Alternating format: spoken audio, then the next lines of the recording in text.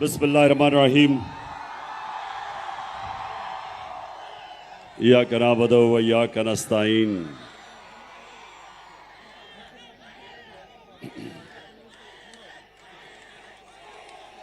शुक्रिया।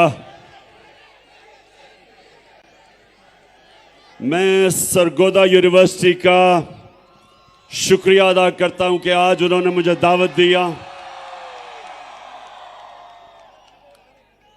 तो मैं अब सबसे रिक्वेस्ट करूंगा कि खामोशी से आपने मेरी बात सुननी है, पसंद आई तो बाद में फिर नारे मारना। शुक्रिया शुक्रिया। अच्छा, अभी बस आया सब पता चल गया, सुन ले आप मेरी बात। अच्छा देखें, मुझे पता चला कि जो गवर्नर पंजाब, सुन ले, आराम से सुनने आज आपने मेरी बात। पता नहीं कब मौका मिलेगा फिर से आपसे बात करने का। मैं सबसे पहले गवर्नर पंजाब, जो चांसलर है सरगोदा यूनिवर्सिटी का, गवर्नर साहब जरा मैं आपसे मुखातिब हूं। आप सबके सामने, सरगोदा यूनिवर्सिटी के स्टूडेंट्स के सामने, मैं गवर्नर पंजाब से मुखातिब हूं। मैं सबसे पहला सवाल गवर्नर साहब कि ये आपको किसने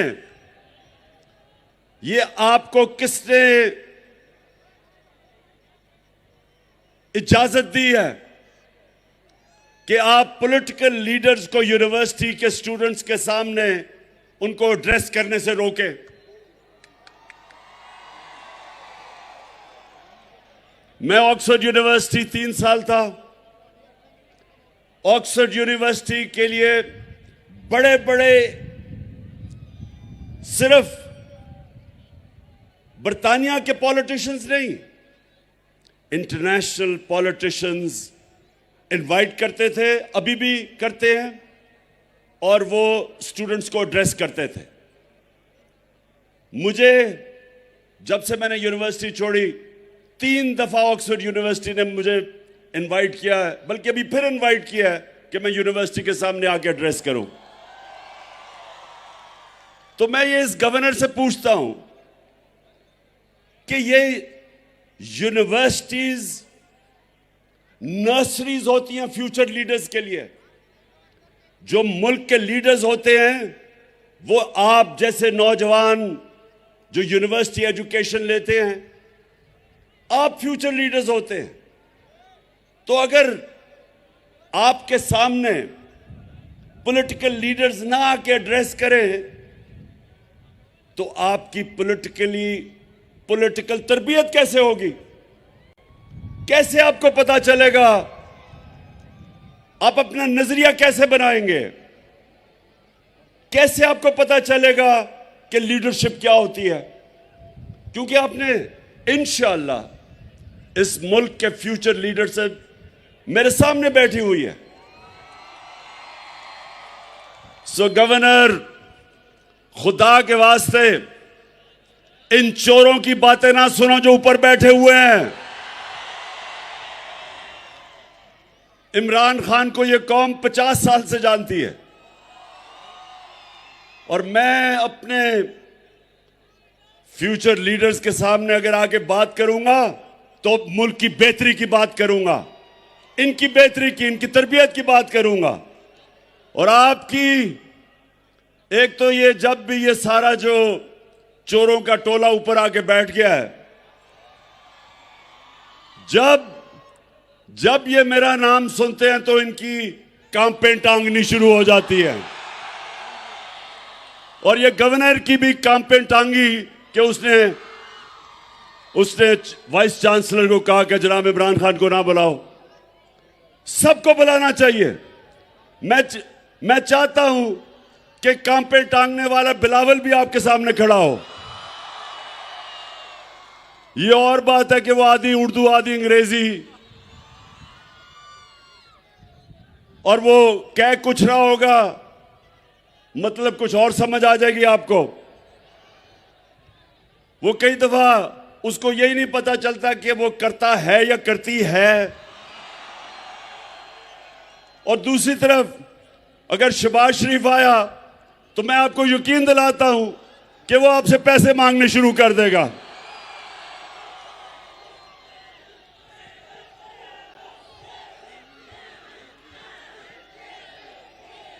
हाँ, और आप डीजल साहब को भी इनवाइट कर सकते हैं। यहां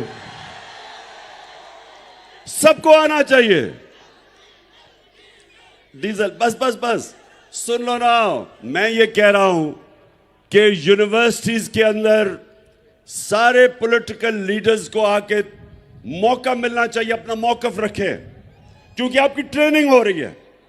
और इसलिए क्यों यूनिवर्सिटीज में मुल्क की फ्यूचर लीडरशिप यहां से जन्म लेती है।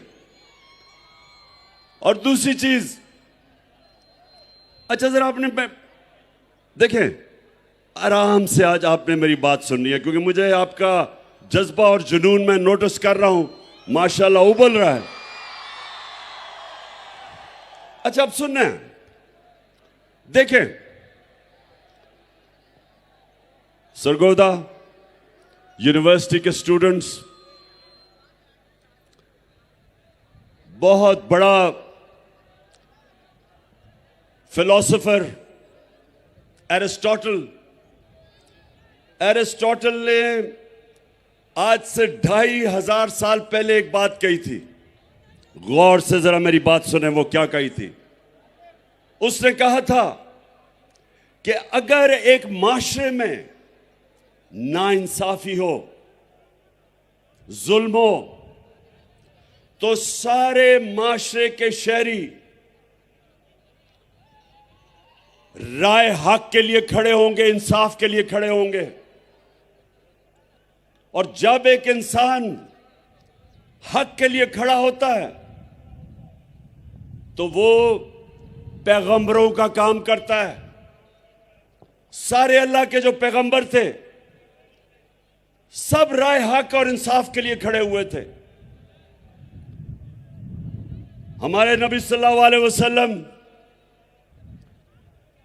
मक्का के जो कुफार थे, जो जुल्म करते थे, जिन्होंने आजादी राय, जो अपनी आजादी राय लेके निकले थे, हमारे नबी सल्लल्लाहु अलैहि वसल्लम उन्होंने रोक दिया था, तशद्दुद किया था लोगों पे।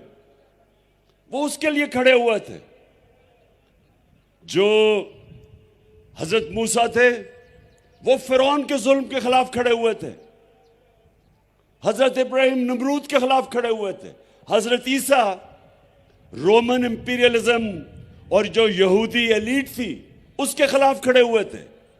सब इंसाफ के लिए खड़े हुए थे। तो दो किस्म के पॉलिटिशियन हैं। एक पॉलिटिशियन है जिसको दुनिया हकारत से देखती है, अवाम का नाम लेके इक्तदार में आता है और उसी अवाम को लूटना शुरू कर देता है, झूठ बोलता है अवाम से। इनको लोग हकारत से देखते हैं। और दूसरा पॉलिटिशियन कायदे आजम मोहम्मद अली जिन्ना। कायदे आजम एक बड़ी ख्वाब इंसाफ के लिए, मुसलमानों के हकूक के लिए निकले थे कि हिंदुस्तान में हमें हकूक नहीं मिलेंगे, इसलिए वो निकले थे। 40 साल स्ट्रगल थी। इसलिए आज हम सब कायदे आजम की इज्जत करते हैं कि उन्होंने अपने लिए सियासत नहीं की थी, हमारे लिए की थी। नेल्सन मंडेला, साउथ अफ्रीका में कोई सोच भी नहीं सकता था कि कभी भी खून के बगैर जो अफ्रीकन थे उनको आजादी मिलेगी, क्योंकि गोरों ने उनके ऊपर कब्जा किया हुआ था। अपार्थाइड रिजीम थी, गोरे ऊपर बैठे थे, नीचे गुलाम थे। तो नेल्सन मंडेला 27 साल उसने स्ट्रगल की, 27 साल जेल में गुजारे, लेकिन अपने मौकफ से पीछे नहीं हटा। और जब तक साउथ अफ्रीका रहेगा, चाहे वो गोरा हो या काला हो, सब नेल्सन मंडेला की इज्जत करेंगे, क्योंकि उसने अपनी जात के लिए पॉलिटिक्स नहीं की, और हमारे नबी सल्लल्लाहु अलैहि वसल्लम, हम क्यों उनसे इतना प्यार करते हैं, हम क्यों इश्क करते हैं उनसे?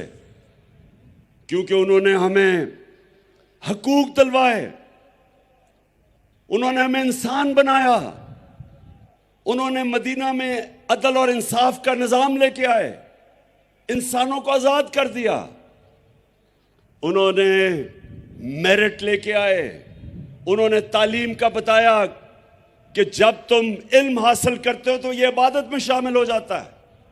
उन्होंने वो लोग जिनकी कोई हैसियत नहीं थी, दुनिया की इमामत की उन्होंने। वो अरब जिनकी हैसियत नहीं थी, दो सुपर पावर्स थे मशरिक और मगरिब में। ये दुनिया की तारीख का सबसे बड़ा इनकलाब था कि उन्होंने उनको उठा के लीडर्स बना दिया, हर सहाबी लीडर बन गया। तो मेरे जो आज जो नौजवान में आप सब मेरे सामने हैं, ये समझें कि हमारा मुल्क अब दो तरफ है, फैसला कुन मोड़ के ऊपर खड़ा है। अगर इस वक्त जो मैं अपनी सारी कौम को कहता हूं कि आप आज हक और सच और इंसाफ के लिए नहीं खड़े होंगे, तो याद रखें, जब आप जुल्म का मुकाबला नहीं करते और जुल्म के बुत के सामने झुक जाते हैं, वो माशरा तबाह हो जाता है। हजरत अली का कौल है कि कुफर का निजाम चल जाएगा, लेकिन जुल्म और ना इंसाफी का निजाम नहीं चल सकता।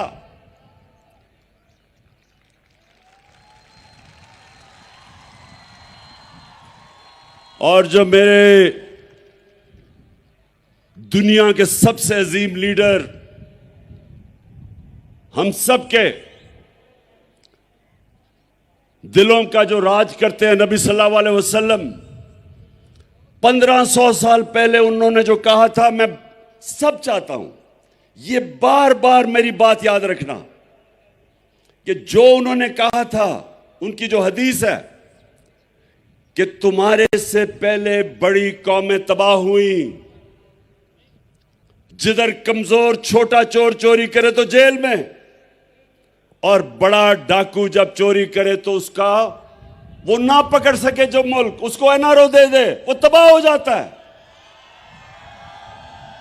ये याद रखें कि आप आज अपने सामने मुल्क को तबाही की तरफ जाते देख रहे हैं, क्योंकि मेरे नबी ने कह दिया था कि जब आज जेलों में जाके देखें, सब गरीब लोग नजर आएंगे आपको। मुशर्रफ ने मुझे भी कोई चंद दिन जेल में रखा था, मुझे कोई बड़ा डाकू वहां जेल में नहीं नजर आया, सब छोटे गरीब लोग थे। और जब मैं असेंबली में गया तो बड़े बड़े नामवर डाकू मुझे पाकिस्तान की असेंबली में नजर आए। तो ये देखें,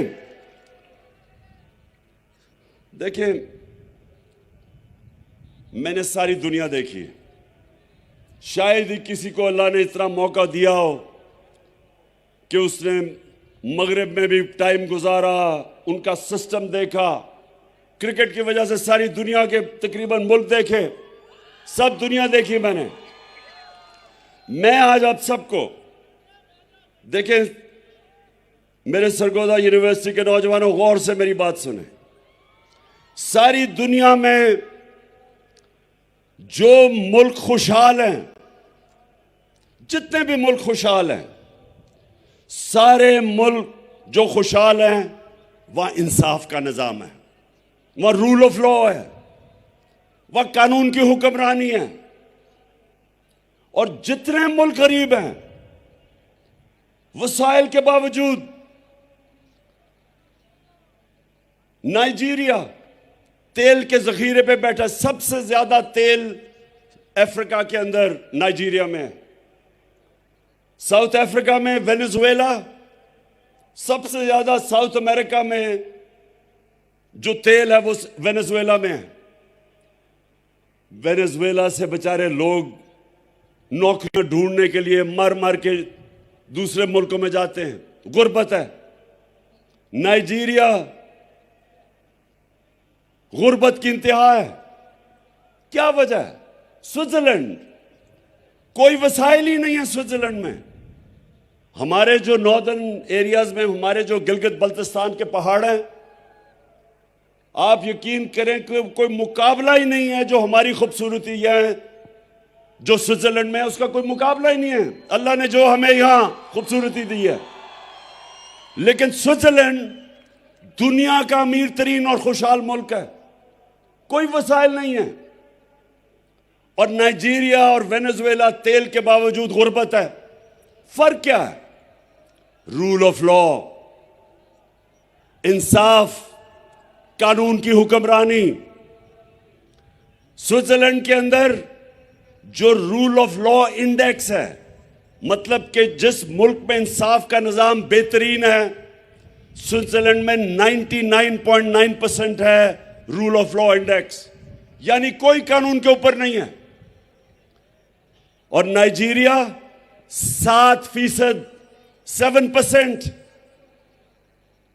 तो इसलिए जब मेरे नबी सल्लल्लाहु अलैहि वसल्लम ने कहा था कि तुम्हारे से पहले बड़ी कौमें तबाह हुई, जिधर कानून नहीं, जिधर इंसाफ नहीं, जिधर कानून की हुक्मरानी नहीं, जिधर ताकतवर आईनारो ले ले और कमजोर बेचारा जेलों में जाए, तब उन्होंने कहा था कि वो तबाह हो जाएगा।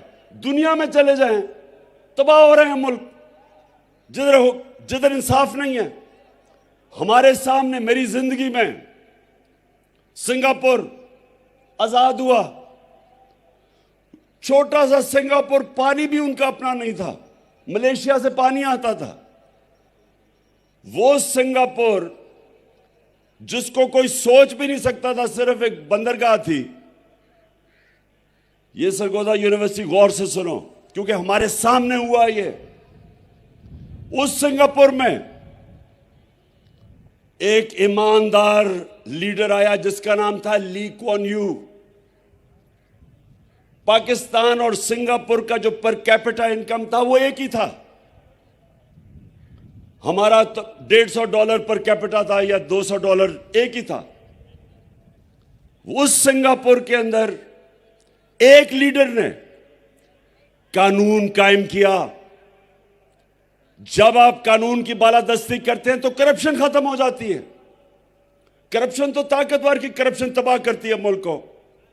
तो जब उसने कानून कायम किया, ताकतवर को कानून के नीचे ले आया, करप्शन खत्म की। सिंगापुर आज हमारे साथ शुरू हुआ था 60 साल पहले, 50-55 साल पहले। हमारा आज 2000 होगा डॉलर पर कैपिटा, मुझे याद नहीं है। सिंगापुर का $60,000 पर कैपिटा है। औसत आमदनी सिंगापुर में $60,000 है। वो मुल्क हमारा सारे वसाइल के बावजूद, हमें अल्लाह ने 12 मौसम दिए, जरखेज जमीन दी है, सोने के रिजर्व्स हैं, कॉपर के रिजर्व्स हैं। हमें अल्लाह ने वो टूरिज्म, हर चीज दी है उसने। और हमें देखे कि हमारा वो भी शहबाज शरीफ मांगने गया था, अमेरिका जी मुझे पैसे दे दो, मैं मजबूर हूं। वो वैसे अगर टेप है वो जरा चलाए, मैं जरा आपको जरा सुना दे बस। मैं इसलिए कह रहा हूं कि ये फर्क है। मैं सऊदी अरब से होके आया हूं, मैं यूएई के होके, अभी मैं तुर्की होके आया हूं। और मैंने उन भाइयों को कहा कि आप हमारे बड़े अजीम भाई हैं, हमेशा आपने हमारी मदद की। और मैंने यही कहा, जब मैं आया हूं तो आप समझेंगे शायद ये मांगने आया है। मैं मांगने नहीं आया, लेकिन मजबूरी है। जिस तरह माजी में 75 साल में आपने हमारा हाथ उठाया है। मैं ये आपको सरगोदा देखें, हम अब ये देख रहे हैं कि हमारा प्राइम मिनिस्टर जब पैसे मांगता है, सारे मुल्क की इज्जत खत्म हो जाती है। बाहर जब आप जाते हैं, हरा पासपोर्ट लेके दुनिया में जब जाते हैं, तो आपको अलग लाइनों में खड़ा कर देते हैं। क्योंकि जो मुल्क दूसरे मुल्कों के सामने हाथ फैलाता है, जिस तरह जो आदमी दूसरे आदमी के सामने हाथ फैलाता है, इज्जत नहीं होती, कौमी गैरत खत्म हो जाती है। तो मैं जो आज आपको खास तौर पे, मैं सरगोदा यूनिवर्सिटी खास तौर पे जो मैं आपके पास आया ये बताने के लिए कि देखें, अगर हम ये समझते हैं कि ये मुल्क चल जाएगा, कि जेल भरे हों बेचारे गरीब लोगों से जो मजबूरी में चोरी करें, बेरोजगारी में, आजकल जो बिजली के बिल हैं वो कौन दे सकता है, तो मुश्किल में जो चोरी करें वो जेल में, और जो बड़े बड़े डाकू अरबों रुपए की चोरी जिन्होंने की हो वो दंदनाते फिरे हैं, प्राइम मिनिस्टर बन जाएं। ये जो, अब जरा सुने, ये आपके लिए मैं सिर्फ बता रहा हूं, सरगोदा यूनिवर्सिटी ये पॉलिटिक्स नहीं है, ये हमारे मुस्तकबिल का फैसला होने जा रहा है। अगर एक मुल्क का प्राइम मिनिस्टर उसको बनाते हैं जो 16 अरब रुपए की, वो और उसका बेटा, उनको चोरी में अंडर ट्रायल होते हैं, इनको सजा होने वाली थी, 16 अरब रुपए की FIA का केस कि इन्होंने चपरासी, मकसूद चपरासी और इनके नाम पे 16 अरब रुपया लिया, 1600 करोड़ रुपया, उसको प्राइम मिनिस्टर बना दें। वो इसहाक डार जो रिटन, सुने जरा, इसने रिटन एफिडेविट दिया हुआ है सन 2000 में मैजिस्ट्रेट के सामने कि मैं शरीफ खानदान के पैसे चोरी करके लंदन भेजता था, मैं मनी लॉन्ड्रिंग करता था, कन्फेशनल स्टेटमेंट है इसकी, उसको फाइनेंस मिनिस्टर बना दे, यानी बिल्ले को बैठा दे दूध की हिफाजत करने के लिए। और आसिफ जरदारी, उसके ऊपर किताबें लिखी हुई हैं चोरी पे, उसके बाहर एक किताब है कैपिटलिज्म अकिलीज हील, वो किताब रेमंड बेकर ने लिखी हुई है कि कितनी चोरी इसने और नवाज शरीफ ने की। अखबारों में इनके आर्टिकल आए हुए हैं, बाहर की दुनिया में इसको 10% कहते थे, नैब इसको पकड़ नहीं रही, नैब इसके केसेस खत्म करती जा रही है। उधर अभी सिंध का गवर्नर बनाया है, वो जरा सिंध का गवर्नर देखे और मौला जट देखे, कोई फर्क नहीं आपको नजर आएगा उसमें से। यानी वो लोग जिनको जेलों में डालना था, वो 60%, ये जो कैबिनेट बनाई है 60% कैबिनेट जमानत पे है, बेल पे है, चोरी के केसेस है इनके ऊपर। और जिसको बनाया हुआ है इंटीरियर मिनिस्टर राना सनाउल्लाह, इसका अपना नून लीग का वजीर आबिद शेर अली का बाप कहता है इसने 18 कत्ल किए हैं।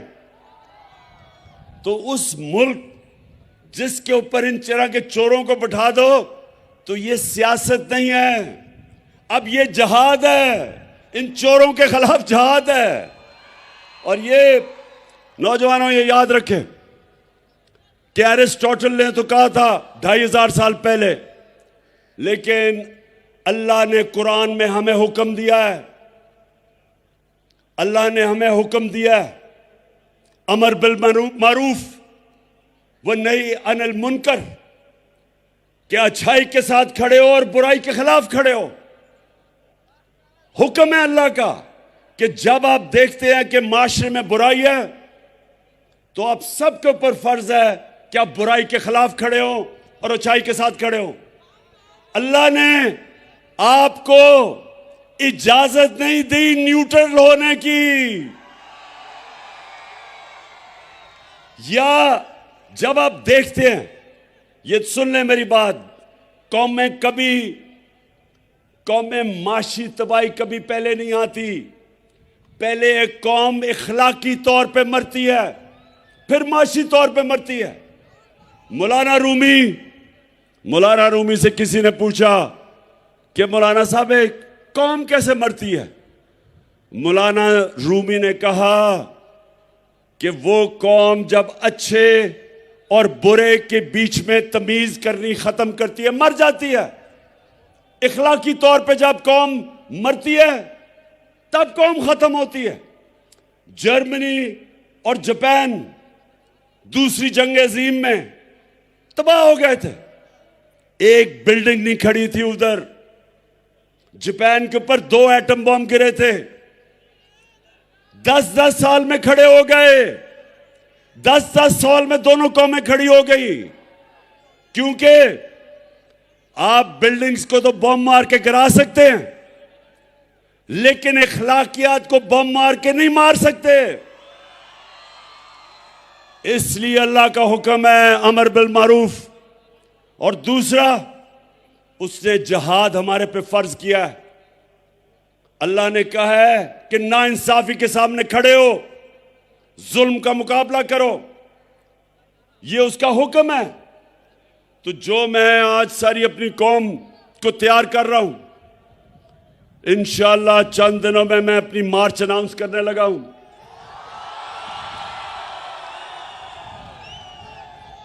और ये सियासत नहीं है, ये मेरे मुल्क के लिए हकीकी आजादी की जहाद है। मैं कभी, सुन लो, ये मेरा जो ईमान है, मैं समझता हूं कि इन चोरों की गुलामी से बेहतर यह है कि मैं मर जाऊं। मैं जीना नहीं चाहता।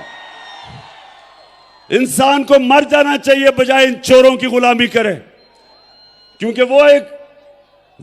वो मौत है जो चोर जब ऊपर बैठ जाए कौम मर जाती है। और कौम आज देख लें कि सारी जगह पैसे मांगते फिर रहे हैं। 6 महीने पहले जब ये आए हैं चोर, तो तब क्यों नहीं ये हालात थे? आज हर किस्म की माइशत भी नीचे, महंगाई उस्मानों पे, बेरोजगारी उस्मानों पे, हर किस्म की चोरी डकैती बढ़ती जा रही। क्यों? क्या हुआ है? कौन सी क़यामत आई 6 महीने में कि मुल्क के ये हालात हो गए? किसी मुल्क पे भी आप चोर ऊपर मुसल्लत कर दे, मुल्क तबाह हो जाएगा। आपको दुश्मनों की जरूरत नहीं है।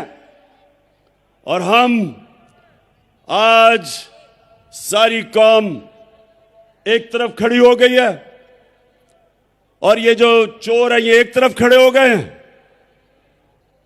कौम इधर है, चोर इधर है। जब इलेक्शन होती है हम हार जाते हैं, अपने अंपायर खड़े करके भी हार जाते हैं। और मेरा ये चैलेंज है, मेरा सरगोदा यूनिवर्सिटी, आखिरी 2 बातें करने लगा हूं आपसे। देखें, अब आखिरी 2 बातें। एक आप सब ने मेरे से वादा करना है। अभी नहीं, बात तो करूं। आपने सब ने हाथ उठा के एक मेरे से वादा करना है कि आप सब हमेशा जुल्म और नाइंसाफी के सामने जिहाद करेंगे, झुकेंगे नहीं। और दूसरा, सरगोदा यूनिवर्सिटी, दूसरी बात, मैं आप सबको पता होना चाहिए कि आप अल्लाह की सबसे अजीम मखलूक हैं, अशरफुल मखलूकात। अल्लाह ने हम सब के अंदर सलाहियत दी है। अल्लाह ने हमें सब में सलाहियत दी है कि हम जो चाहें हम बन सकते हैं। हम सब में सलाहियत है। ये याद रखना कि इंसान हर काम कर सकता है, सिर्फ एक शर्त है कि जब वो किसी ख्वाब के पीछे जा रहा हो, जब वो अपनी ख्वाब के पीछे जा रहा हो, एक शर्त है कि जब बुरा वक्त आता है आपने हार नहीं माननी, क्योंकि इंसान हारता तब है जब वो हार मान जाता है। सब जो मैंने क्रिकेट में एक सबक सीखा था, सबसे बड़ा सबक मैंने यह सीखा था कि आखिरी गेंद तक मुकाबला करता है वो चैंपियन होता है। तो आपके सामने वो आदमी खड़ा है जिसको कभी हार हरा नहीं सकती। मैं ये पीडीएम के चोरों को आज मैसेज देना चाहता हूं, क्योंकि मैं इनको पॉलिटिशियन नहीं कहता, मैं इनको चोर कहता हूं, क्योंकि अल्लाह का हुक्म है कि अमर बिल मारूफ, सच को सच कहो, हक को हक कहो, अच्छाई को अच्छाई कहो, बुराई को बुराई कहो। ये वो लोग हैं जो लूटते हैं मुल्क को 30 सालों से। मैं इनको पॉलिटिशियन नहीं कहता, मैं इनको चोर कहता हूं। तो इंशाअल्लाह आपका सरगोदा यूनिवर्सिटी, आपका कैप्टन अब इनका मुकाबला करेगा और आप सब ने मेरे साथ टीम बना पाकिस्तान जिंदाबाद। अच्छा, और एक वाइस चांसलर साहब, वो जो गवर्नर बैठा हुआ है, ये नून लीग का गवर्नर, उसको प्लीज मैसेज दे दें कि सरगोदा यूनिवर्सिटी में हर पॉलिटिकल लीडर को यहां बुलाएं और आपके सामने खड़ा करें। और मैं आपको आज यकीन से कहता हूं कि इनमें से एक भी नहीं आएगा, क्योंकि आप सबको देख के अभी से ही उनकी कांपे टांगनी शुरू हो गई है। बहुत शुक्रिया जी। आज की तकरीब अपने इख्तिताम को पहुंचती है। यूनिवर्सिटी की सिक्योरिटी का अमला और पंजाब